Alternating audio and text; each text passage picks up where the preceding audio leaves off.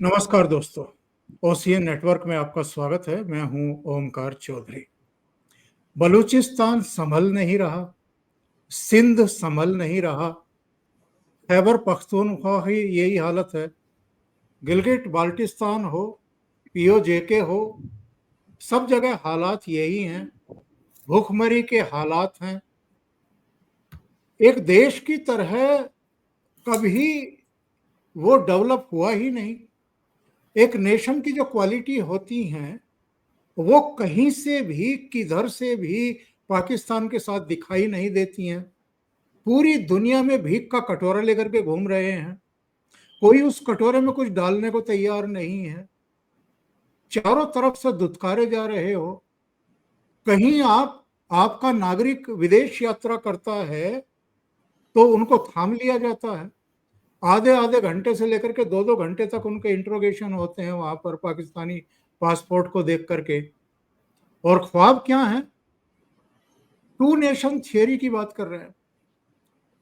कश्मीर इस्लामाबाद के गले की नस है, इस तरह की शेखी खोरी दिखा रहे हैं। बलूचिस्तान को या जो भी सिंध में या जो भी आपके पीओजेके में प्रदर्शन हो रहे हैं, लोग अपनी एक पहचान के लिए संघर्ष कर रहे हैं, उनका आप दमन कर रहे हैं, उनको आप अलगाववादी बता रहे हैं। और उसका पूरा ठीकरा आप कहीं ना कहीं भारत के ऊपर डालने की कोशिश करते हैं। हमारे यहाँ बहुत लोगों को बीमारी है भाईचारे की बात करने की, गंगा जमनी तहजीब की बात करने की। उन लोगों को जरा अपनी आंखें खोल करके देखना चाहिए कि पाकिस्तान के सेना प्रमुख क्या कह रहे हैं। वो टू नेशन थियरी की बात कर रहे हैं, वो धर्म की बात कर रहे हैं, वो कल्चर की बात कर रहे हैं, वो एस्पिरेशंस की बात कर रहे हैं, वो रीति रिवाजों की बात कर रहे हैं, वो कल्चर की बात कर रहे हैं कि हमारा तो टोटली डिफरेंट है। और चूंकि हमारा डिफरेंट है इसीलिए तो हमने अलग देश जो है वो बनाया था। और आने वाली जो कौम है, आने वाली जो पीढ़ियां हैं, उनको भी आप लोग समझाइए। आपकी जिम्मेदारी है कि आप हिंदुओं से अलग किस तरीके से हैं। ये जो आसिम मुनीर के बयान आए हैं, ये ऐसे समय आए हैं जब तहव्वुर राणा का एक तरीके से प्रत्यार्पण करके उसको भारत लाया गया है, नई दिल्ली लाया गया है। एनआईए उनको ड्रिल कर रही है पिछले 5-6 दिनों से। और 26/11 का जो मुंबई पर अटैक हुआ था, उसमें किस किस की भूमिका है, ये उनसे उगलवा रही है। कौन नहीं जानता है कि कराची को एपिसेंटर बनाया गया था उस समय? कौन नहीं जानता है कि आईएसआई और मिलिट्री, पाकिस्तानी मिलिट्री उसके पीछे थी? तो ऐसे में आसिम मुनीर अगर इस तरह की बकवासबाजी करते हैं, बयानबाजी करते हैं, तो इसका अर्थ समझने की एक्चुअल में जरूरत है कि उन्होंने ये बयान दिए क्यों हैं। उनके कई बयान हैं, उन पर चर्चा करेंगे। और मेरे साथ दो खास मेहमान जुड़ रहे हैं। Major general Ashwani Srivastava sir, उनके बारे में मुझे कोई बहुत लंबा चौड़ा बताने की जरूरत नहीं है। आप जानते हैं, टेरिटोरियल आर्मी के पूर्व चीफ हैं। सेवा में जो टॉप सेवा मेडल होते हैं उनसे अलंकृत हैं। महत्वपूर्ण सेवाएं देते रहे हैं भारत को, भारतीय सेना को। और दूसरे अतिथि रोहित शर्मा जी, जियोपॉलिटिकल मामलों के और खास तौर से पाकिस्तान के तो वो मर्मज्ञ हैं। उनके प्रोग्राम, उनका चैनल आप देखते रहे होंगे, नहीं देखते हैं तो जरूर देखिएगा। आप दोनों का बहुत स्वागत है। नमस्कार। नमस्कार। शिवास, सबसे पहले मैं आपके पास ही आता हूं। ये पाकिस्तानी मिलिट्री के चीफ को इस तरह की बयानबाजी, इस तरह की शेखी खोरी करने की जरूरत क्यों महसूस हुई? बलूचिस्तान में जो कुछ घट रहा है उससे डर गए हैं, या जो अज्ञात योद्धा इस समय पाकिस्तान में जगह जगह भारत के वांटेड जितने भी हैं उनकी लाशें बिछा रहे हैं, उससे डरे हुए हैं? या तहव्वुर राणा आए हैं अमेरिका से और बहुत सारे राज ना उगल दें इसलिए ये सब कर रहे हैं? वजह क्या मानते हैं आप? हाँ बिल्कुल, देखो चौधरी साहब, सबसे पहले तो ये लगता है कि ये एक चीफ ऑफ आर्मी स्टाफ का बयान नहीं हो सकता, क्योंकि चीफ ऑफ आर्मी स्टाफ एक देश की फौज का नेतृत्व करते हैं, और इस प्रकार की छोटी बात उनके लिए कहना बहुत ही गलत है। मगर पाकिस्तान में कुछ भी हो सकता है, और ये दुख की बात है, पाकिस्तान में 1980 के बाद जब जनरल जिया आए थे, तब से पाकिस्तान की फौज में रेडिकलाइजेशन आ गया था, और ये अब बढ़ता ही चला गया। और जिस प्रकार से जनरल असीम मुनीर ने ये बातें बोली, ये ऐसा लगता है कि जो माइनॉरिटीज हैं पाकिस्तान में उनका क्या होगा। मगर ये सच्चाई है कि जब पाकिस्तान भारत से अलग हुआ था तो उसके पास माइनॉरिटी 23% थी, हिंदू, सिख, क्रिश्चियन, पारसी। आज वो घट के 1% रह गए हैं। क्या तो उनको मार दिया गया, क्या वो भाग गए, क्या वो कन्वर्ट हो गए। मगर ये सच्चाई है कि ये अहमदियाज जो कि एक फोर फ्रंट में थे टू नेशन को देख के, आज अहमदियाज को ये जो है मुसलमान नहीं मानते, वो मौस पर नहीं जा सकते। मगर दुख की बात यह है कि ये एक ओपनली स्टेटमेंट देना टू नेशन की, ये बताना कि भाई हम जो मुसलमान हैं वो हिंदुओं से बिल्कुल अलग हैं, हमारा रिलीजन अलग है, हमारा कस्टम अलग है, हमारी ट्रेडिशन अलग है, हमारी एस्पिरेशन अलग है, हमारे एक प्रकार से एम्बिशन अलग है। तो ये दिखाना कि भाई भारत से हमारा अलग होना, टू नेशन थ्योरी, ये हमारे फोर फादर ने बहुत ज्यादा एक प्रकार सेक्रीफाइस किया था, और हम इसको लेके चलना चाहिए। ये बड़ी अचंभे की बात है, एक देश जिसके अंदर अभी भी माइनॉरिटीज हैं और आप ऐसी स्टेटमेंट पास करते हो, स्पेशली जब पाकिस्तान कहता है उनकी फौज में हिंदू भी हैं, कुछ अहमदिया भी हैं, तो ये करना बड़ी दुख की बात है। मगर हाँ, ये सच्चाई है, किया क्यों, ऐसे में क्या क्या मैसेज भेज रहे हैं अपनी जो इंटरनल कॉन्स्टिट्यूंसी और पूरे वर्ल्ड के लिए। देखो इंटरनल अगर आप देखें, क्योंकि ये ओवरसीज कन्वेंशन था, ये पैसा तो पाकिस्तान के पास है नहीं, पाकिस्तान तो 150 बिलियन डॉलर के कर्जे में है, कटोरा मांग के चलता है। तो कहीं ना कहीं ये ओवरसीज के जो आए हैं अभी पाकिस्तानी, उनसे ये भीख मांगने की कोशिश कर रहे हैं। मगर दुख की बात यह है कि आज पाकिस्तान हर तरफ से गिरा है। जो बलूचिस्तान में हो रहा है उनको पता है बलूचिस्तान उनके हाथ से गया, क्योंकि वहां हालात बहुत खराब है। बलूचिस्तान लिबरेशन आर्मी बहुत ज्यादा सक्रिय हो रही है। जब से जाफर एक्सप्रेस का हमला हुआ उसके बाद एक के बाद एक हमले। इसी प्रकार से खैबर पख्तूनख्वा में भी हालात अच्छी नहीं है। तहरीक तालिबान पाकिस्तान बहुत मार मार रहा है। उधर से जो तालिबान है अफगानिस्तान से, वो भी इनके ऊपर बहुत हावी हो रखा है। डूरन लाइन को नहीं मानते, पश्तून दोनों तरफ अफगानिस्तान के साथ मिलना चाहते हैं, शरिया लोन लेना चाहते हैं। तो ऐसे में वहां पर भी इनके हालात खराब हैं। और ऊपर से अभी जो पीओजेके में जिस प्रकार से वहां पर लोग सड़कों पे खड़े हैं, मुजफ्फराबाद, मीरपुर, जहांगढ़, कोटली, बाग, ददनियाल, पाकिस्तान वाला पूंछ, वो कहते हैं कि पाकिस्तान ने हमको मूर्ख बनाया। भारत वाला जम्मू और कश्मीर 75 साल हमारे से आगे निकल गया है, और हमारे यहाँ कोई डेवलपमेंट हुई नहीं। खाने को दाने नहीं, पीने को पानी नहीं, ना बिजली है, ना पे और पेंशन मिलनी है 2 साल से। तो वो भी अब भारत में मिलना चाहते हैं। ये भी एक इनके लिए बहुत बड़ा कष्ट हो गया। इन पाकिस्तान ने कभी नहीं सोचा था कि कश्मीर वाला इश्यू तो उल्टा ही पड़ जाएगा उनके ऊपर। ये भी हालात खराब है। ऊपर से ये ताहूर राना पकड़ा गया। अब जो ताहूर राना को पकड़ के लेके आए हैं, और जो जिस प्रकार से अमेरिका ने एक्सट्रेडिशन करके भारत में भेजा है, वो हर चीज को निगलेगा। अभी क्या है कि दूध का दूध और पानी का पानी हो जाएगा, क्योंकि अभी तक पाकिस्तान झूठ बोलता रहा।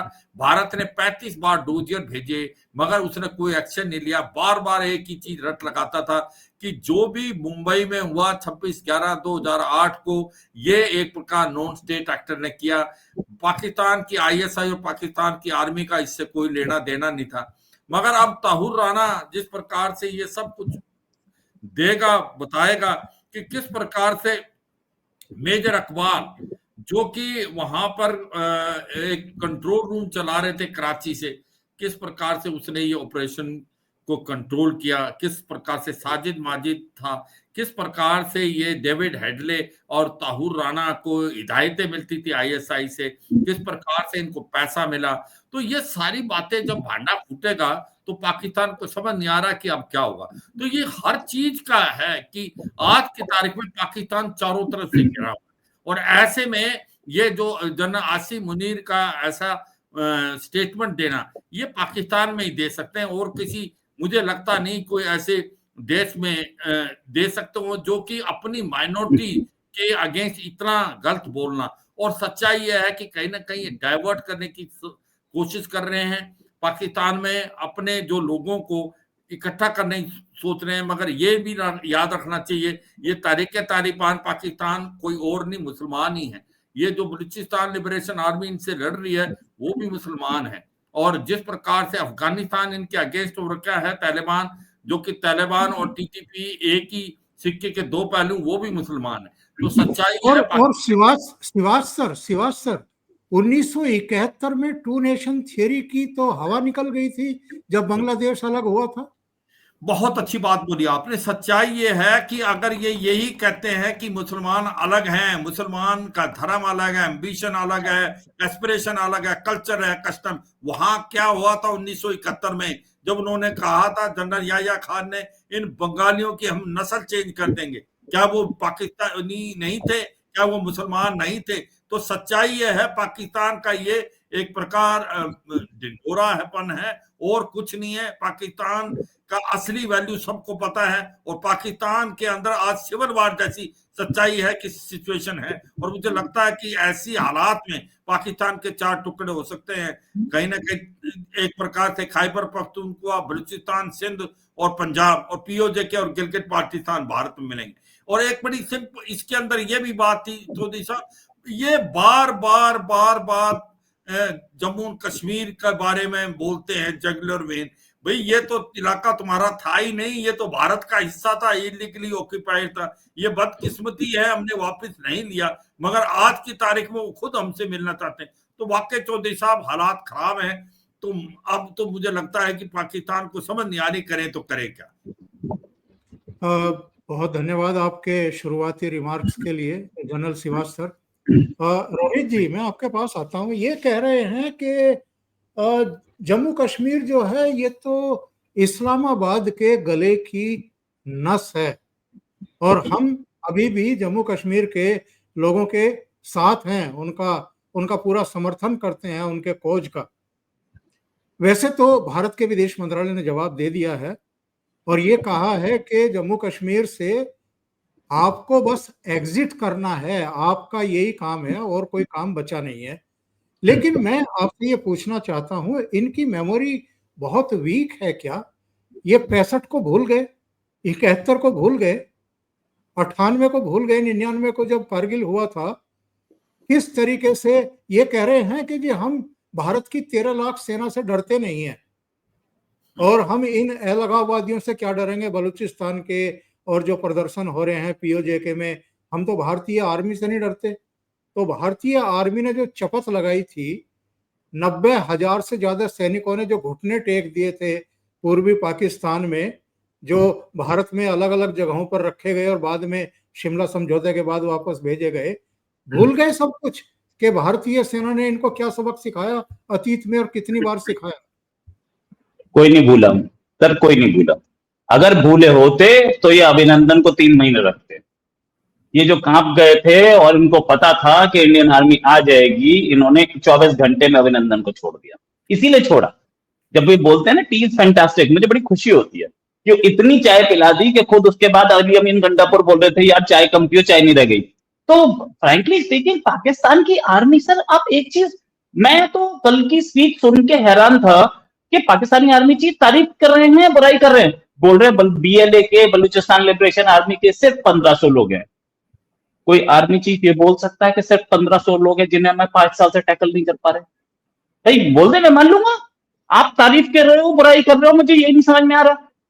1500 लोग में से तो 300-400 लोग आए, आपकी ट्रेन उठा के ले गए और उसके बाद वो आप उसे टैकल नहीं कर पाए। आपकी बसों को वो उड़ा देते हैं, आपके उस पे क्या बोलते हैं उसे कैंटोनमेंट पे वो हमला कर देते हैं। और बीएलए लश्कर तैयबा या किसी और जैश ए मोहम्मद की तरह पाकिस्तान से ऑपरेट नहीं करती, दूसरे कंट्री से ऑपरेट नहीं करती है, ये सेम कंट्री से सेम जगह से ऑपरेट कर रही है। बीएलए के ऑपरेशंस अफगानिस्तान से नहीं चलते हैं, अब वो बलूचिस्तान में बैठ के ऑपरेशंस करते हैं, वहीं हेडक्वार्टर है, वहीं उनका चीफ है, आप कब कंट्रोल नहीं कर पा रहे हैं।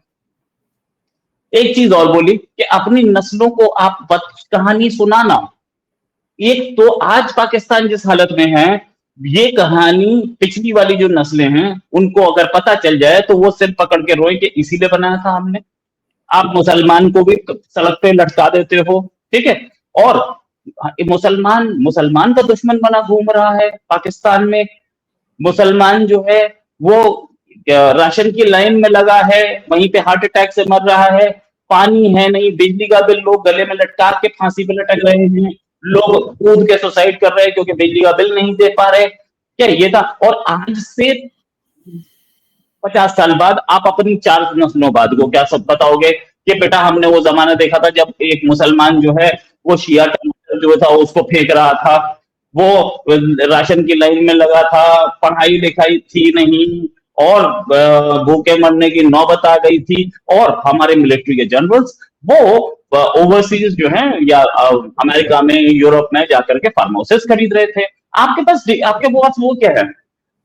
और ये बोला कि हमारा एम्बिशन अलग है। ओ भाई 50 साल में 70 साल में तुम्हारा एम्बिशन नहीं दिखा मैं। इंडिया चांद पे पहुंच गया, तुम इसी में खुश हो कि हमारे झंडे पे चांद है, तुम इसी बात में खुश रहते हो। क्या ambition? What is the bloody ambition? I can't understand.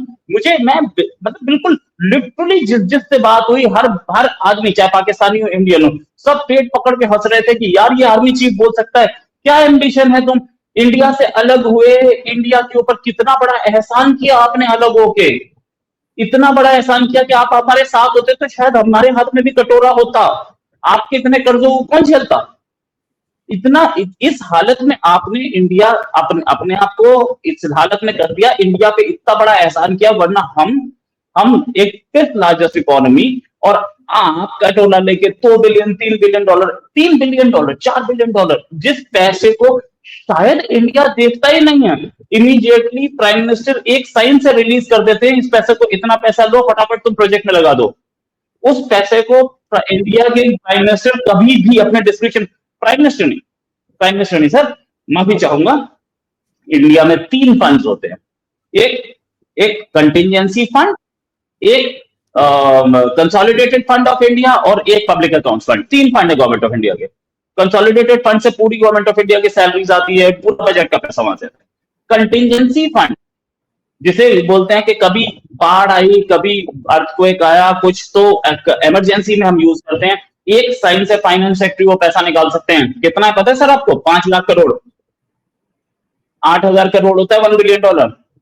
वो पैसा हमारे पास हमेशा रखा रहता है, हम तो उसे यूज जब मन करे तब कर ले।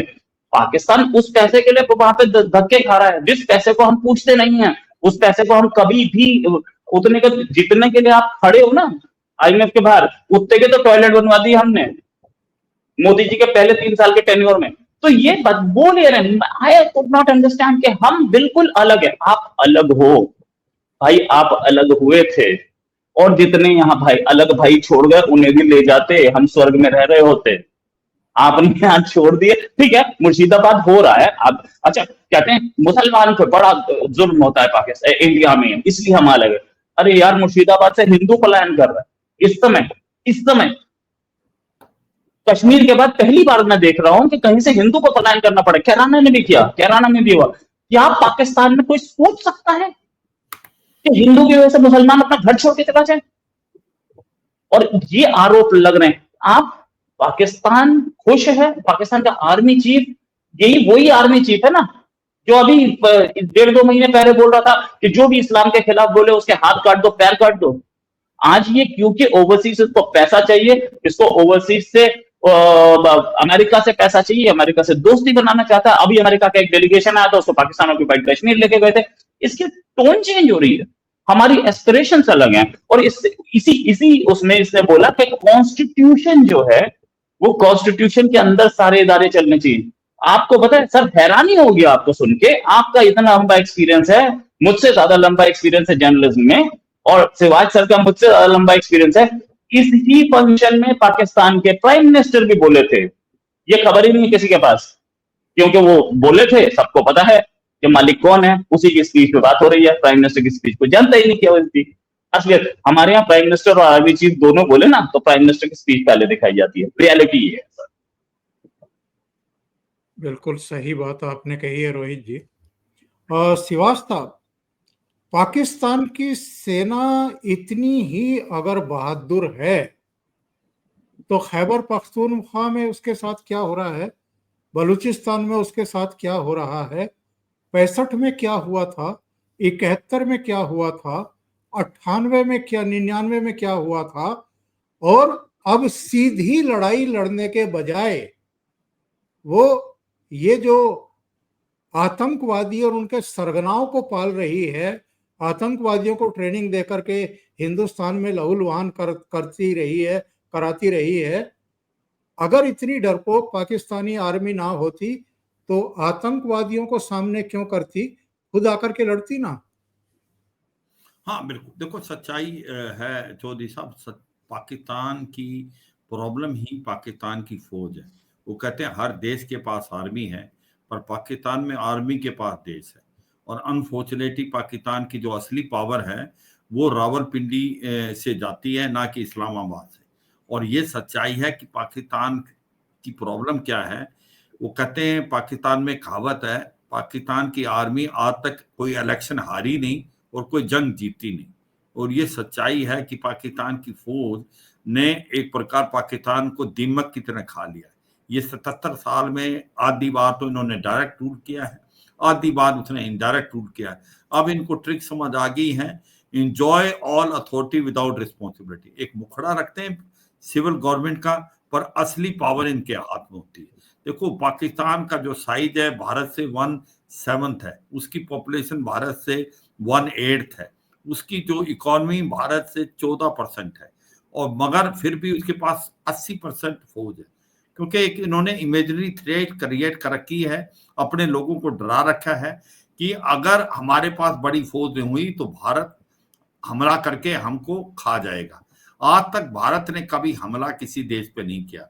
चारों युद्ध आपने जो बताए, 1947 का, 1965 का, 1999 का और 1971 का, जो भी युद्ध पाकिस्तान लड़ा वो पाकिस्तान ने शुरू में किया, मगर अंत भारत ने किया और हर युद्ध में हार मानी।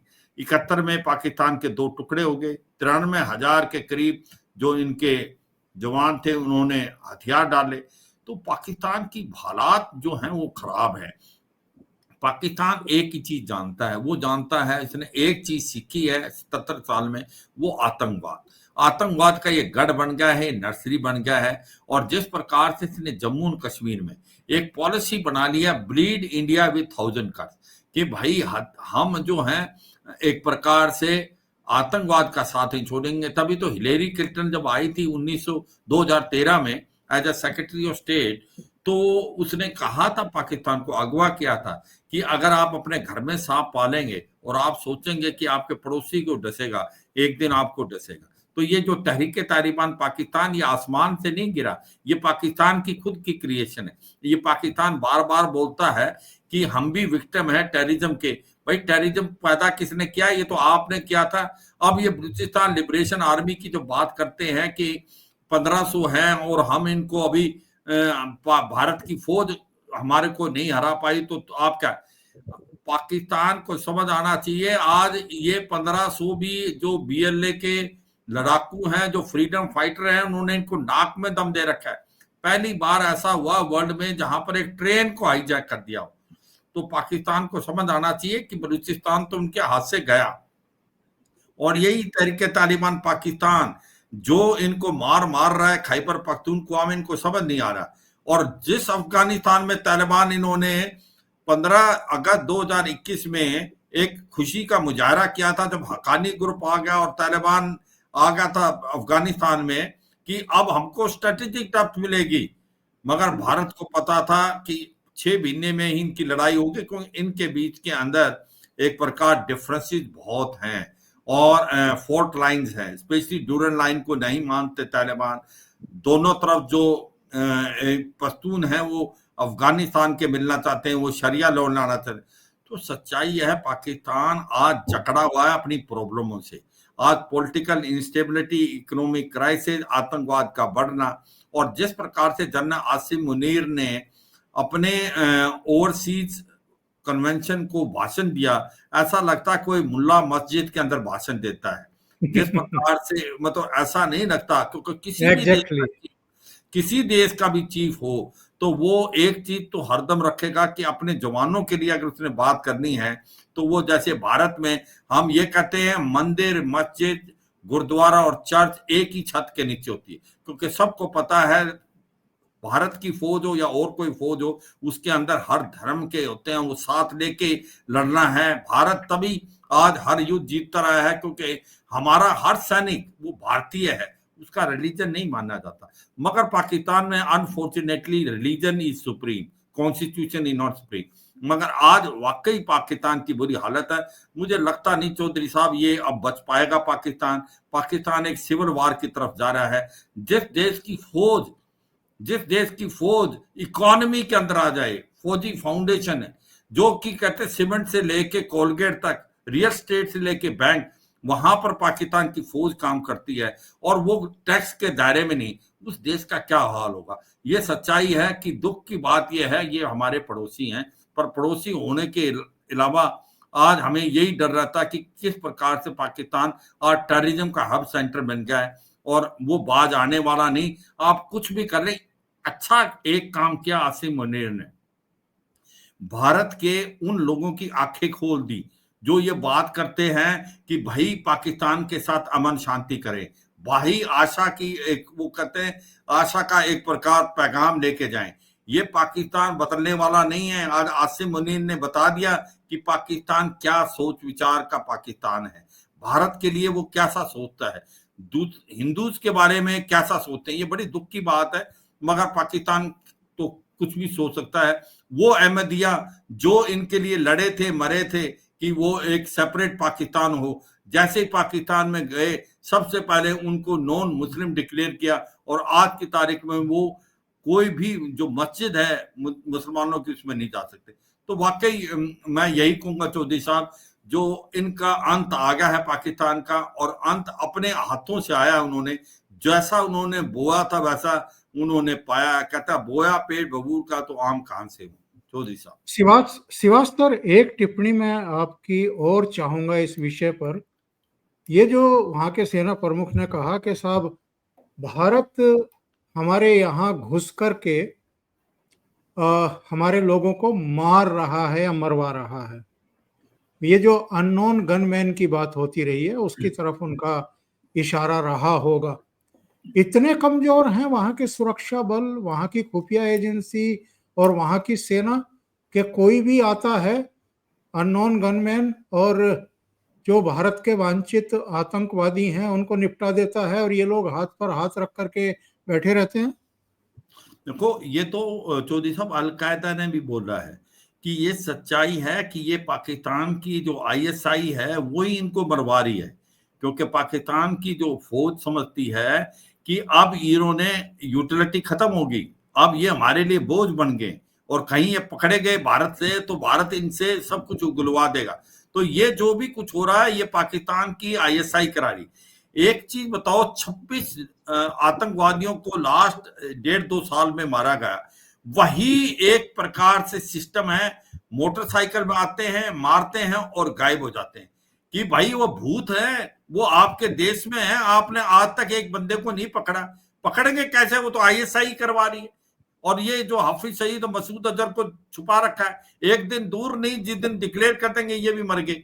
तो ये सच्चाई है कि पाकिस्तान की नाकाबिलियत तो क्षमता, पैसे में सब कुछ बिकता है पाकिस्तान में, मगर जो कुछ भी पाकिस्तान में इनको मारा जा रहा है ये पाकिस्तान की आईएसआई कराई, इसमें कोई नहीं। ये बार बार कह रहे हैं कि हो सकता है एक प्रकार से आपस में आतंकवादियों के गुटों के बीच में एक झगड़ा हो, इंटर गैंग राइवलरी हो। मुझे नहीं लगता ऐसा है, क्योंकि पाकिस्तान की आईएसआई करा रही है, क्योंकि आज तक एक आदमी नहीं पकड़ा गया। अगर आपके देश के अंदर ये हो रहा है, आपकी फौज है, आपकी आईएसआई है, आज तक आपने एक भी सुराग नहीं बताया कि कौन। वो कहते भूत आया, भूत मार के चला गया, ये ऐसा लगता है। ऐसा तो नहीं है शिवाज साहब के ये एफएटीए से बचने के लिए अब ये सब किया जा रहा है? बिल्कुल, ये भी हो सकता है जो फाइनेंशियल एक्शन टास्क फोर्स में, मगर फाइनेंशियल एक्शन टास्क फोर्स में एक चीज नेगेटिव जाएगी, जब वो मरता है तो पता लगता है कि वो आतंकवादी था, और उसके बारे में एक प्रकार से फाइनेंशियल एक्शन टास्क फोर्स को पता लगता है। दुख की बात यह है कि असली में ट्रैक रिकॉर्ड में उसको अभी ग्रे लिस्ट पे होना चाहिए एफएटीएफ की पे, मगर क्योंकि अमेरिका को सपोर्ट करता है, या अफगानिस्तान के अंदर जब अल जवाहिरी को मारा गया था तो आपको पता है अब ये जो ड्रोन वहां से उड़े थे, ये एक प्रकार बलूचिस्तान से उड़े थे। तो सच्चाई ये है कि वाकई मैं इस चीज को मानता हूं, पर फाइनेंशियल एक्शन टास्क फोर्स क्यों नहीं इनको ग्रे लिस्ट में डालती, शायद कोई और प्रेशर पड़ जाता है। मगर वाकई पाकिस्तान जो है यह आतंकवाद का गढ़ है, यह आतंकवाद को मैनिपुलेट करता है, आतंकवाद को भेजता है और आतंकवाद का इस्तेमाल करता है।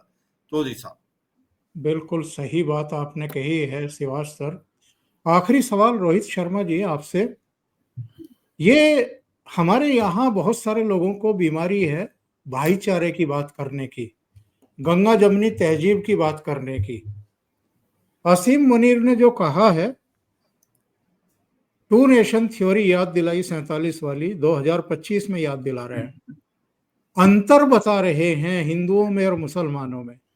हमारा धर्म अलग, हमारे रीति रिवाज अलग, हमारी संस्कृति अलग, हमारी सोच अलग, हमारी महत्वाकांक्षाएं अलग, सब कुछ अलग बता रहे हैं। ये भाईचारा ढूंढने वाले और ये जो गंगा जमनी तहजीब की बात करने वालों की आंखें खुलेंगी या नहीं खुलेंगी? नहीं खुलेंगे, नहीं खुलेंगे। सच बात यह है, हमारे यहाँ बहुत सारे ऐसे सांप हैं जो अंदर ही बैठे, उनको अपनी कुर्सी चाहिए। वो ये नहीं देखते कि कल क्या प्रॉब्लम आएगी, 70 साल पहले, 80 साल पहले क्या हुआ था, किस वजह से हुआ था, ये भी किसी ने नहीं देखा। और उसके बाद आज क्या आलम है। मैं किसी भी तरीके के, मैं मुस्लिम्स के खिलाफ नहीं हूं, मैं उस चीज के खिलाफ हूं जहां आप नफरत फैलाते हैं, जहां आप नफरत फैलाते हैं कि हमारे रिलीजन में ये लिखा है कि आप काफिरों को मारो। ये पाकिस्तान से आता है। यहाँ पे हमने देखा है नुपुर शर्मा वाले केस में लोगों को मारा गया है। यहाँ हम देख रहे हैं एक वक्फ बोर्ड का एक एक्ट बना है। उस एक्ट के खिलाफ मुर्शिदाबाद में क्या हो रहा है सबके निगाहों में, सबके सामने है। हमने ये चीज पहले कश्मीर में भी देखी थी, जहां से हिंदुओं को निकाला गया, कायराना में देखा, यहां देखा। लेकिन हमारे लोगों को क्या ममता दीदी क्या वो नहीं है, क्या ममता दीदी हिंदू नहीं है क्या? इनफैक्ट ममता दीदी की मेरे पास फोटोग्राफ्स पड़ी हैं जिसमें वो नमाज पढ़ रही है, मैंने नहीं देखा। और ये वही ममता दीदी हैं जो दुर्गा पूजा विसर्जन रुकवा देती थी क्योंकि वहां पे ईद के जलसे चलते थे। ठीक है, हमने और भी बहुत, कौन सी ऐसी जगह है जहां हमने देखा नहीं है। अमन की आशा चलनी चाहिए, गंगा जमनी तहजीब चलनी चाहिए, लेकिन इसका मतलब ये नहीं होगा कि हर बार रामनवमी पे पत्थरबाजी होगी, हर बार दिवाली पे पत्थरबाजी होगी। अभी ईद गई, हमने तो कोई पत्थरबाजी नहीं देखी। क्यों नहीं देखी? क्योंकि ईद रामनवमी पे हिंदू जो है वो पूजा कर रहा होता है और दूसरी कम्युनिटी खाली बैठी होती है, वो फ्री होते हैं। ईद पे वो पत्थर फेंकने वाली कम्युनिटी जो है वो पूजा कर रही होती है, और जो कम्युनिटी विक्टिमाइज हो रही है इंडिया में, वो कम्युनिटी खाली बैठी होती है, वो पत्थरबाजी जानती ही नहीं है। सच्चाई ये है। अच्छा, आसिम मुनीर जो बोल रहे हैं, मैं इनकी एक बात, हमारे प्राइम मिनिस्टर पे आरोप लगते हैं कि ये हिंदुत्व और हिंदुइज्म पे चलते हैं और मुसलमानों के खिलाफ है। बॉस, अगर ऐसा कुछ होता तो प्राइम मिनिस्टर ने जितनी पॉलिसीज दी हैं, जितनी चीजें दी हैं, ये आप 1 रुपए में योजना इंश्योरेंस दिया है, और गरीबों को मकान देने की बात है, वो सिर्फ एक सेंटेंस उन्होंने लिखना था कि ये मुस्लिम्स के लिए नहीं है, हिंदूज को दिया जाए, एक सेंटेंस, और उसको आप कोर्ट में चैलेंज करते, वो कोर्ट में जब तक चैलेंज होता तब तक बहुत कुछ हो चुका होता। आज भी आप कोर्ट में गए हुए हो, पार्लियामेंट का जो पास है ना बिल, उस पर कोर्ट में गए हैं। अच्छा, ये वही तो लोग हैं जो जिन्होंने शाहबानो केस में पार्लियामेंट से उस केस को पलटवाया था, शाहबानो केस के जजमेंट को पलटवाया था। जितने लोग इस समय, या तो उनकी पार्टी उस समय पॉलिटिक्स में थी या उनके बाप दादा पॉलिटिक्स में थे और वो खुद पॉलिटिक्स में थे। इन लोगों ने एक आदमी कोर्ट में गया था, ममता दीदी बोल दें वो कोर्ट में गई थी, मैं मान जाऊंगा, या अखिलेश यादव बोल दें कि उनके फादर भी पॉलिटिक्स में थे, लालू यादव पॉलिटिक्स में थे उस समय, ये गए थे कोर्ट में। आज वक्फ बिल के खिलाफ जा रहे हो, उस समय शाहबानो केस के खिलाफ क्यों नहीं गए थे आप लोग?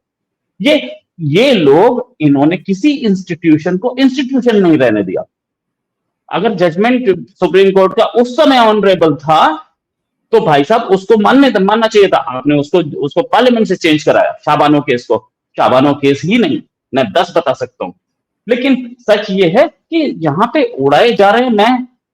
मैं मुस्लिम्स की इज्जत करता हूं, हम मुस्लिम्स यहां साथ रहेंगे, लेकिन वैसे नहीं रहेंगे जिस तरीके से आप चाह रहे हो, क्योंकि इस कंट्री को पाकिस्तान तो नहीं बनने दिया जाएगा, जो कि शायद मुर्शिदाबाद में अभी हम देख रहे हैं।